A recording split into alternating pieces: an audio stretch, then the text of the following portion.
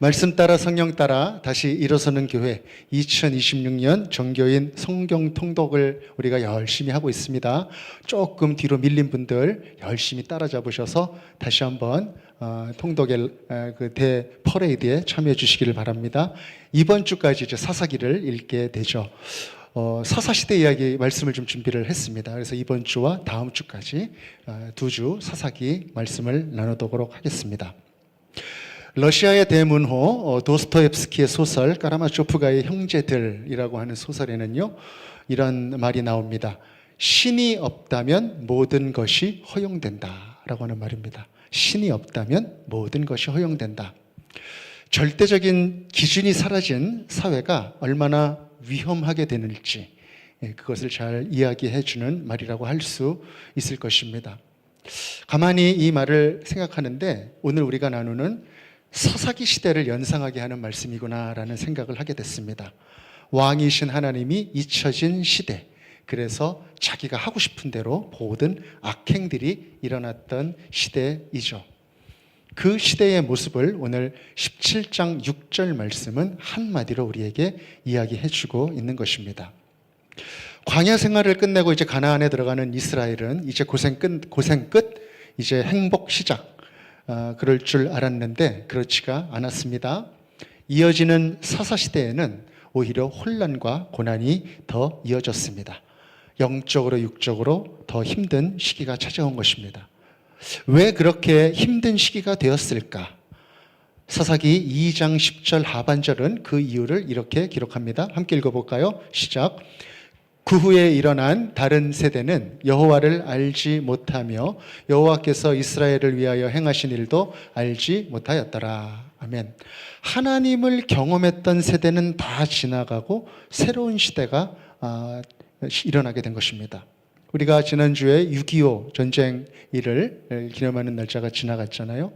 전쟁을 겪었던 분들이 겪은 전쟁과 전후 세대가 역사책을 보고 배운 전쟁의 의미는 사뭇 다르겠죠. 그런 것처럼 이 하나님께서 홍해를 자르시고 광야에서 만나를 내리시고 그런 것들을 다 경험하면서 또 여리고성이 무너지고 또 요단 강물이 갈라지는 이런 모든 것들을 다 경험하며 들어왔었던 세대가 물러가고 이제 그 자녀 세대가 일어나게 됐다라고 하는 것입니다. 그렇게 자녀 세대가 일어나는 것은 시간이 지나면서 자연스러운 현상이라고도 할 수 있잖아요. 그런데 그 부모 세대가 그 자녀 세대들에게 믿음의 유산을 잘 물려주면 크게 문제는 없을 것 같아요. 그런데 이스라엘은 그 부모 세대가 자녀 세대들에게 잘 유산을 물려주지 못했다는 것입니다. 가나안 입성 시에 하나님이 명령했던 정복 전쟁을 제대로 실행하지 못한 것이었습니다. 우리가 이사를 갈 때도 그 집을 잘 준비하고 깨끗하게 청소하고 들어가는 것이 옵션이 아니라 필수잖아요.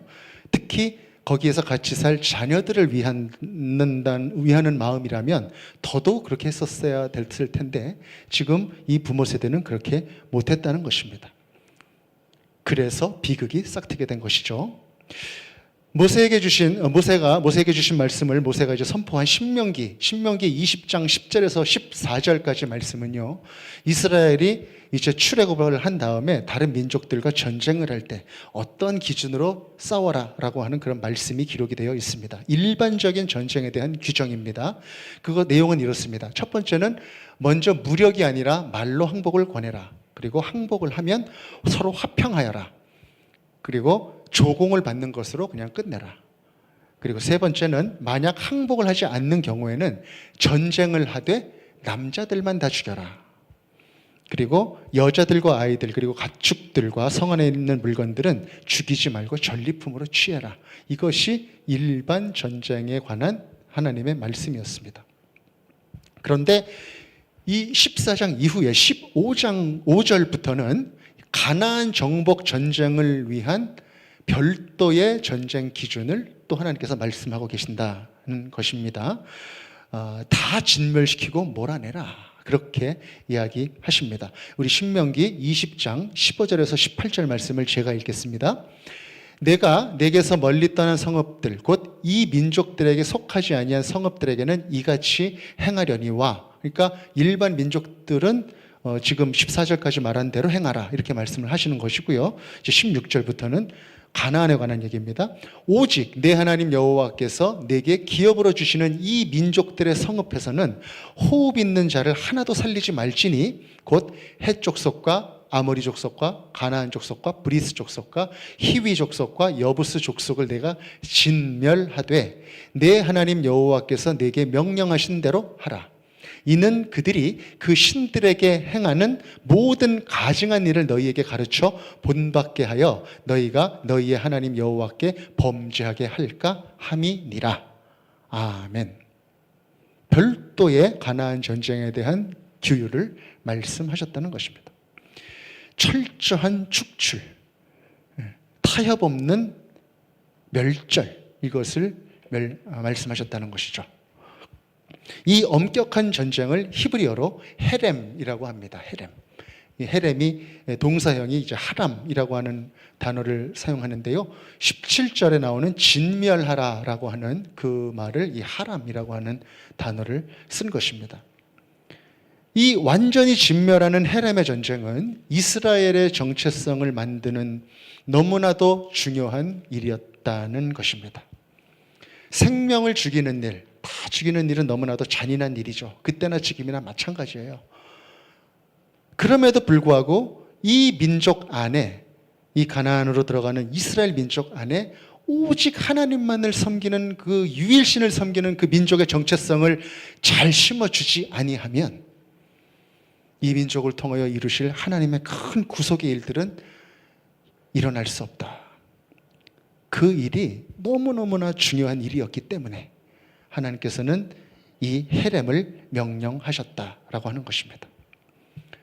이 헤렘은 단순한 감정적인 보복이나 학살을 의미하는 것이 아니라 가나안이라고 하는 이제 인큐베이터에 들어가는 그러한 거룩한 이스라엘이라고 하는 그 아기를 죄의 바이러스로부터 보호하려고 하는 하나님의 특별한 방역 조치였다라고 하는 것입니다. 여러분 자녀가 지금 임신해 있는데 거기 어떤 바이러스가 들어간다고 한번 생각을 해보세요. 무슨 방법을 써서라도 그건 다 막아야 되는 것입니다. 깨끗하게 안전하게 그 아이를 보호해야 되는 그 책임이 우리 부모에게 있는 것이고 모든 이들에게 다 있는 것처럼 하나님께서는 모든 인류를 구원하기 위한 그 일을 준비하시는 그 구속사의 관점에서 이 백성을 만드실 때 이 헤렘의 전쟁을 명령하지 않으면 안 되셨다는 것입니다. 여러분 생각해 보십시오. 당시의 모든 나라의 백성들 중에서 오직 200여만 명 되는 이 이스라엘 백성들만이 하나님의 택함을 받은 그 백성들입니다. 이 백성들만이 여호와 하나님을 경험하고 여호와 하나님을 아는 그 백성들입니다. 이 백성들이 그 안에 들어가서 섞이게 되고 이방신도 섬기고 하나님도 섬기는 그러한 백성들이 되게 되면 그 백성을 통한 하나님의 커다란 구원의 계획은 이루어질 수 없게 되는 것입니다. 그래서 하나님께서는 이 헤렘을 명령하셨다는 것입니다. 그러나 이스라엘 백성은 안타깝게도 이 헤렘을 타협하고 말았습니다. 그래서 비극이 시작되고 아픔이 시작된 것이죠. 사랑하는 여러분, 우리도 살다 보면 헤렘 해야 될 때가 옵니다. 딱 잘라서 NO! 그렇게 거절해야 될 때가 찾아옵니다. 우리에게 유혹이 찾아올 때, 우리의 욕망 때문에 세상의 거짓을 받아들여야 되느냐, 그렇지 않으면 나의 사회생활이 어려워질 것 같은 여러 가지 상황들이 우리에게 찾아옵니다. 그럴 때 우리는 헤렘해야 하는데 그것을 헤렘하지 못하고 타협하기 때문에 우리에게 아픔이 시작된다라고 하는 것입니다. 유혹과 욕망 앞에서 우리가 그것을 거절하지 못하고 우리가 동거하게 만든다라고 하는 것은 무엇입니까? 바로 하나님의 말씀이 우리 가운데 절대 진리, 절대 가치가 되지 못하고 부분의 가치가 된다라고 하는 것입니다. 하나님이 우리 안에서 전부가 아닌 부분의 가치가 될 때 우리의 타락은 시작이 되고 아픔이 잉태가 되는 것입니다. 사랑하는 여러분, 혹시 지금 해야 되는 그런 상황 속에 있으신 분들 계십니까? 단호하게 거절하시기를 바랍니다. 단호하게 유혹을 물리치시기를 바랍니다. 그 유혹을 지금 노하지 아니하고 동거하기 시작하면 앞으로는 해렘할 수 있는 기회가 영영이 찾아오지 못할 수도 있습니다. 그렇게 하나님이 주시는 기회를 놓치지 않는 여러분 되시기를 간절히 바랍니다.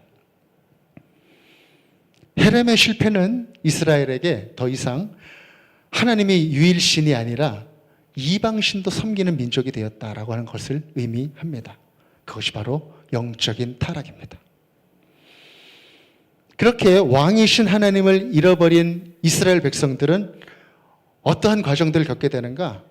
당연히 하나님을 배반하게 됩니다. 그리고 하나님께 심판을 받게 됩니다. 그래서 이웃 백성들을 통해서 채찍질을, 종아리를 맞게 되고요. 그래서 고통 속에서 아파요 하나님 그러면서 울부짖게 되는 그런 과정을 겪게 되죠. 그러니까 하나님께서 또 그 고통의 울부짖음을 들으시고 용서하시고 다시 한번 하나님께서 새로운 축복으로 이끌어 주시는 그러한 패턴이 자꾸 반복이 됩니다. 이것이 바로 사사시대에 반복되는 역사인 것입니다.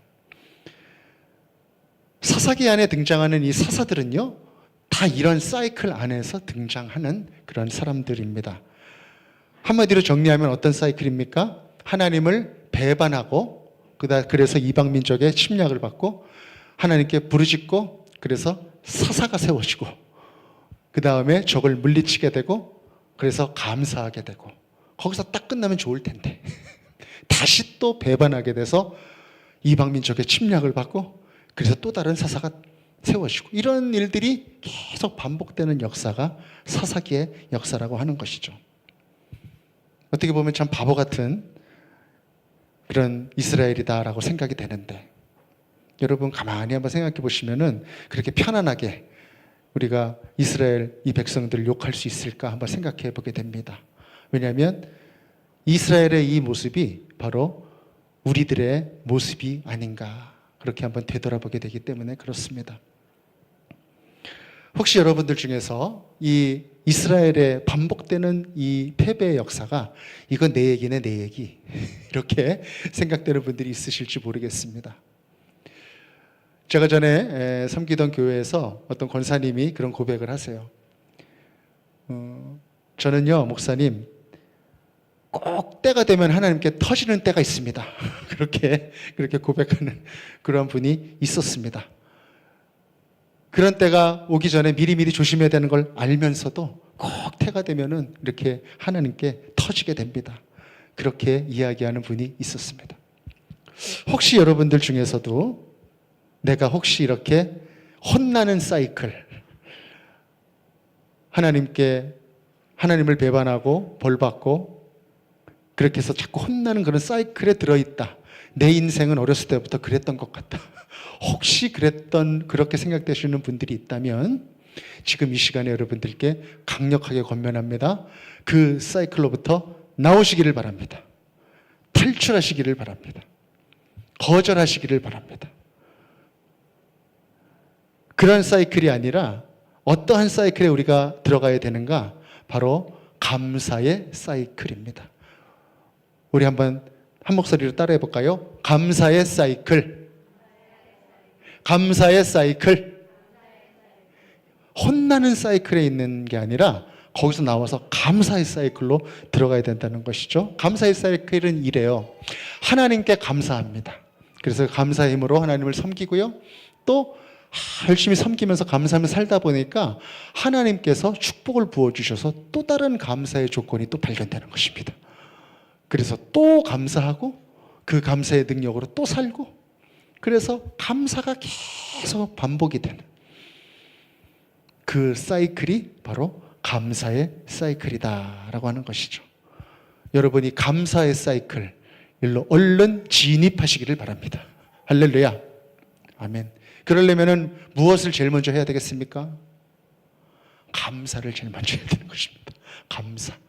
내 인생이 지금 조금 고단해도, 내 인생이 조금 힘들어도 지금 내가 이렇게 예배드릴 수 있고 싱가포르에서 하나님을 찬양하고 하나님께 기도할 수 있도록 모든 삶의 조건들을 인도해 주신 하나님, 그 하나님께서 베풀어 주신 삶의 조건을 기억해내는 것입니다. 그리고 감사하는 것입니다. 제가 일부 때도 저의 감사에 대한 간증을 잠깐 나눴는데, 제가 얼마 전까지만 해도 이쪽 앞에 있는 솔레일에 살았잖아요. 그 솔레일에 보면은 아파트에 내려와가지고 한 20m, 25m 정도 이렇게 장미 넝쿨 같은 게 이렇게 우거져 있고 이렇게 쭉 걸어오는 터널이 있습니다. 그 터널을 제가 뭐라고 이름을 붙였냐면 감사의 터널, 이렇게 이름을 붙였습니다. 감사의 터널. 그래서 거기를 지나올 때는 무조건 내 마음속에는 감사가 있게 하자. 그래서 그것만 딱 보면은 감사하다. 참 감사하다. 감사하다. 내가 이렇게 새벽 기도를 인도하러 가고 있구나. 참 감사하다. 이렇게 막 감사하는 그 감사의 터널을 삼았던 터널이 있습니다. 근데 제가 한 달 반쯤 전에 이사를 갔잖아요. 저 앞쪽으로. 그래서 그 터널을 이제 못 가게 됐잖아요. 근데 이제는 어디를 지나가게 되냐면 육교. 이 앞에 있는 육교를 항상 지나가게 되는 거예요. 길이도 비슷하더라고요. 그래가지고 거기 이름을 제가 뭐라고 줬을까요? 육교 이름을? 감사의 육교. 감사의 육교라고 이름을 줬습니다.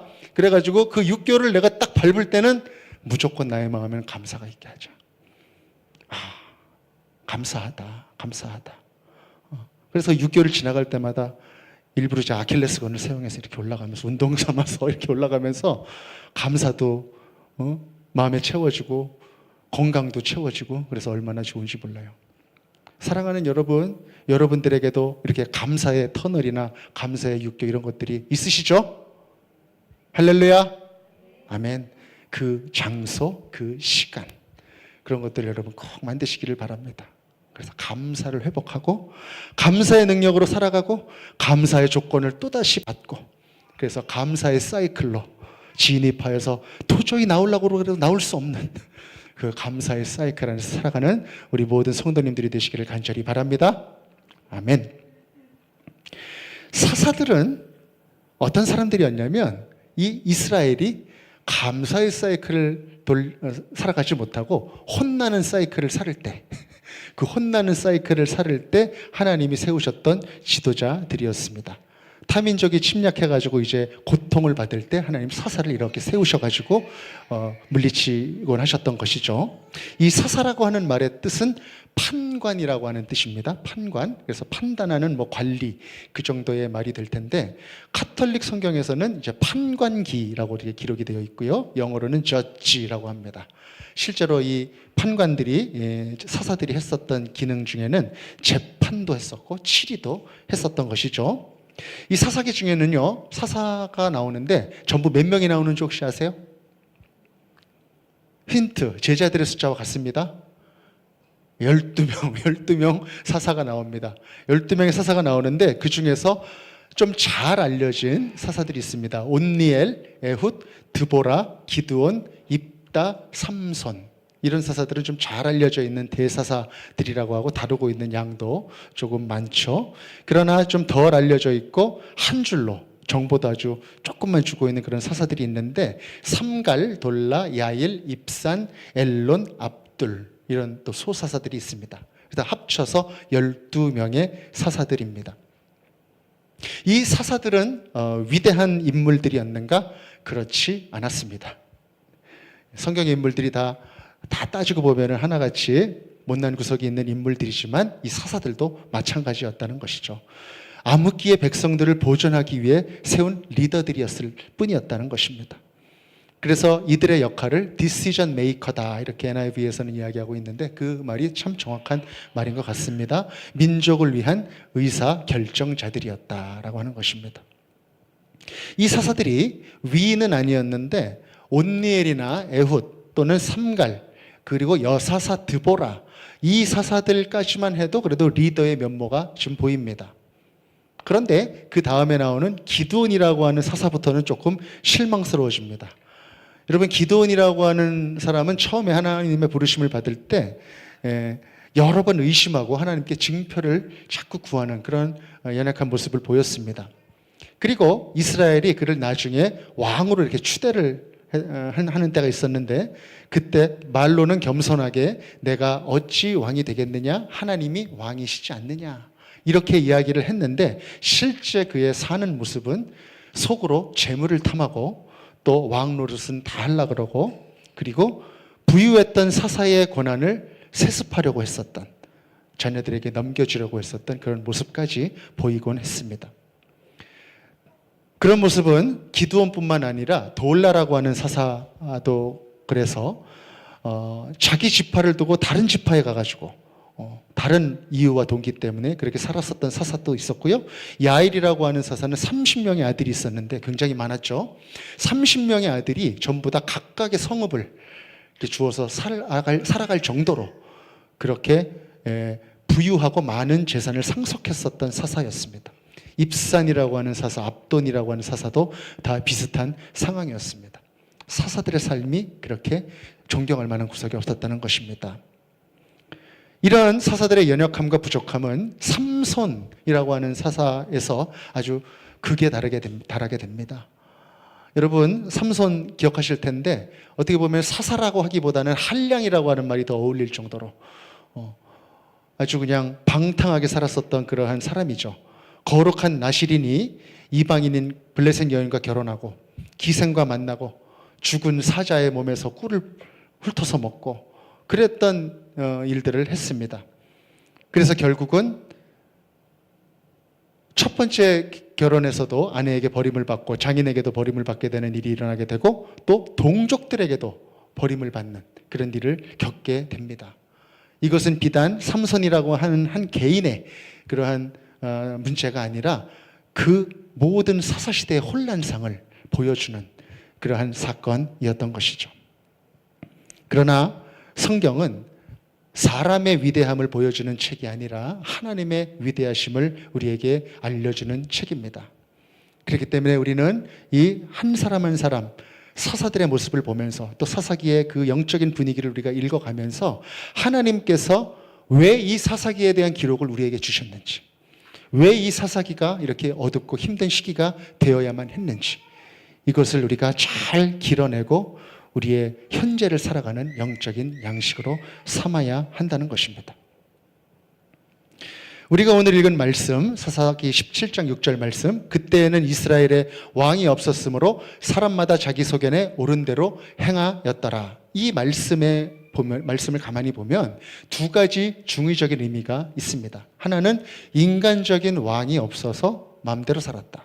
또 하나는 왕이신 하나님이 없어서 자기 소견대로 살았다. 이렇게 두 가지로 해석이 될 수가 있죠. 그런데 어떤 의미가 맞는 의미일까? 바로 두 번째 의미라는 것입니다. 왜냐하면 인간의 왕은 하나님께서 입 가나안하는 이스라엘 백성들에게 원하셨던 정치 체제가 아니었다는 것이죠. 가나안 땅에 들어갈 때는 하나님은 왕을 세우라는 말씀을 하지 않으셨어요. 오히려 그때 하나님께서 원하셨던 정치 체제는 무엇이냐면 지파 자치 연합체라고 하는 체제였습니다. 각 지파별로 엘더가 있고 리더가 있습니다. 그래서 모든 일들을 다 지파별로, 지금 우리가 사는 세상의 어떤 스테이트 같이 그렇게 다 살아가고요. 그러다가 국가별로 공통적으로 힘을 합쳐서 적을 대적해야 된다든지 공통의 과제를 해야 된다든지 이럴 때는 같이 모여서 협력해서 일을 해나가는, 그러면서 각 지파별로 이렇게 분산되어 있었던 레위인들이 종교 지도자 역할을 해서 말씀을 가르치고 제사를 집전하는, 그러면서 왕이신 하나님을 믿으면서 그 하나님께 제사를 드리면서 그렇게 살아가는 그런 지파 자치 연합체의 모습이 바로 하나님이 원하셨던 모습이라는 것이죠. 그렇기 때문에 하나님 지금 17장 6절 말씀, 왕이 없었다라고 하는 이 왕의 의미는 하나님, 왕이신 하나님이 없었다. 그들의 마음속에 하나님을 왕으로 인정하는 것이 없었기 때문에 자기 소견대로 행하게 되었다.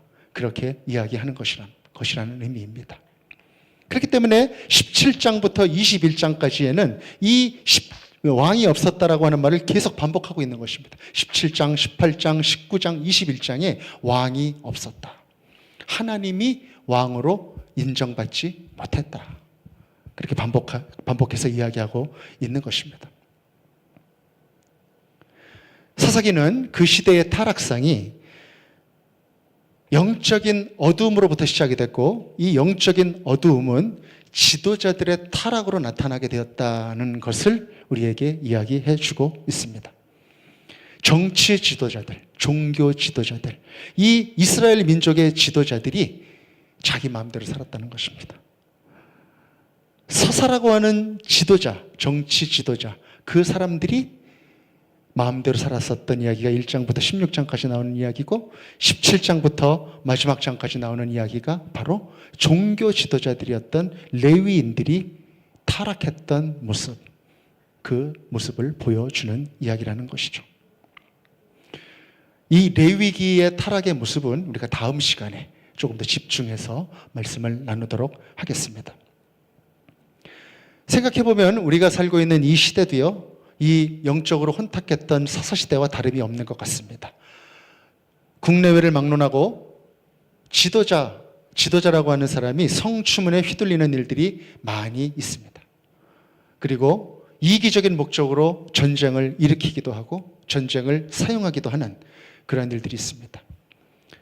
국가마다 스트롱 리더십들은 있는 것 같은데 정말 존경받고 그렇게 추앙받는 그런 정치인들은 찾기 힘든 시대가 요즘이 아닌가 생각이 됩니다. 더 심각한 것은 종교인들의 타락입니다. 다른 종교 볼 것 없이 이 시대의 교회는 하나님의 왕 되심을 잘 세상 사람들에게 보여주고 있는가? 우리는 심각한 질문을 하지 않을 수 없는 것이죠. 사랑하는 여러분, 이 영적으로 혼탁해서 정치 지도자들이, 종교 지도자들이 자기 마음대로 살 수밖에 없었던 그 사사기와 같은 그러한 상황 속에서 하나님께서는 우리에게 어떠한 메시지를 주고 싶어 하시는가? 우리는 그것을 두 가지로 나누어서 나눌 수 있다라고 하는 것입니다. 이 말씀을 나누고 오늘 말씀을 맺겠습니다. 첫 번째는 하나님을 잃어버리면 그 자리는 우상이 차지하게 된다라고 하는 것입니다. 사랑하는 여러분, 우리 마음 가운데 하나님으로만 채워지는 자리가 있습니다. 하나님이 채워져야만 영적으로 만족함이 오는 자리가 있습니다. 근데 그 자리가 우리가 하나님을 등한시하고 하나님을 찾지 않고 하나님의 영으로 채워지지 않을 때 그 자리는 비어져 있는 것이 아니라 세상의 가치관들, 우상들, 그런 것들이 슬근슬근 들어와서 대신 자리를 차지하게 된다는 것입니다. 그래서 어느 순간 그 인생은 세상의 가치관을 쫓아가는 그런 인생이 되게 되고, 마음속에 어느 순간 이룬 것 없이 텅 비어져 있는 영적인 고갈 상태를 맞이할 수밖에 없게 되는 것입니다. 그래서 우리는 항상 하나님을 찾아야 합니다. 하나님의 이름을 불러야 합니다. 말씀을 먹어야 합니다. 두 번째, 하나님을 잃어버리면 삶의 모든 영역에서 문제가 시작이 된다는 것입니다. 여러분 혹시 그런 상황을 상상하실 수 있으실까요? 다른 삶의 모든 영역은 문제가 하나도 없고 오직 신앙만 문제인 경우. 딴 건 다 좋아요. 딴 건 다 좋은데 신앙이 안 좋아요. 저는 잘 상상이 안 가더라고요. 마치 집안에 손님을 맞으려고 모든 것들을 다 빡빡빡빡 다 열심히 다 닦아가지고 번쩍번쩍 빛이 나는데 화장실에 물이 안 빠져요. 변기. 그런 상황 같이. 이게 뭔가 도대체 다른 것은 다 좋은데 신앙만 안 좋은 이런 상황이 상상이 안 되더라고요. 여러분, 우리 마음 가운데 신앙이 사라지게 되고 하나님을 믿는 믿음이 흔들리게 되면 죄에 대한 민감성이 떨어지게 됩니다. 그 사람의 윤리는 definitely 흔들리게 됩니다. 관계도 흔들리게 됩니다. 이스라엘 백성들이 왕이신 하나님을 잃어버린 다음에 찾아왔던 것이 바로 그것입니다. 윤리가 다 망가졌습니다.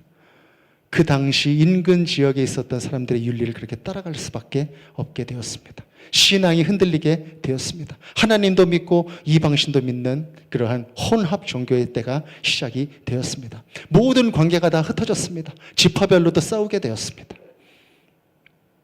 그런 일들이 사사기 시대에 일어났던 일입니다. 사랑하는 여러분, 우리들에게 있어서 신앙이라고 하는 것은 무슨 의미일까요? 그 신앙은 우리가 살아가는데 필요한 어떤 요소 그 정도 수준이 아니라는 것입니다.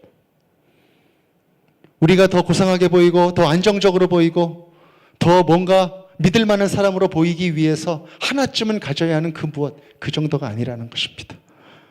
신앙은 우리의 내면과 외면, 우리의 모든 관계, 우리의 모든 삶, 모든 것들을 포함하는 전인격적인 우리의 삶이다. 그것이 바로 우리의 신앙이라는 것입니다. 사랑하는 여러분, 우리의 신앙이 튼튼한 그런 신앙이 되려면 우리는 하나님을 날마다 알아가야 합니다. 날마다 하나님과 교제해야 합니다. 그리고 하나님과 교제하는 그 교제 가운데 나를 발견하고 그리고 진정한 주인 되신 하나님을 내 안에서 높여드리는 것, 내 안에 경배와 감사가 있게 하는 것, 그것이 바로 나의 신앙의 시작입니다. 그리고 그 진정한 왕이신 하나님을 찬양하고 구원자 예수를 경배하는 것, 그 경배와 예배 때문에 내가 전혀 다른 인생, 전혀 다른 삶, 전혀 다른 관계, 전혀 다른 섬김, 전혀 다른 투자, 전혀 다른 발걸음, 이것을 내가 해나가는 것, 그것이 우리의 신앙입니다. 그것까지를 우리의 신앙이라고 하는 것입니다. 사랑하는 여러분, 이 세상이 흔들리는 이유는 대통령이 없거나 총리가 없어서가 아닙니다. 법이 없어서가 아닙니다. 모든 것을 주관하시는 왕이신 하나님이 없기 때문입니다. 하나님을 왕으로 인정하지 않기 때문에 가정이 흔들리고 교회가 흔들리고 관계가 흔들리고 우리의 마음이 흔들리게 되는 것입니다. 하나님이 계셔야 되는 그 자리에 하나님이 계실 때, 그렇습니다, 하나님이 우리의 왕이십니다, 이렇게 고백할 때 우리의 인생은 올바른 신앙 가운데 튼튼하게 반석 위에 서는 신앙이 될 수 있다는 것입니다. 사랑하는 여러분, 말씀을 맺으며 한번 이렇게 서로 권면하면서 격려하면서 같이 한번 외쳐봤으면 좋겠습니다.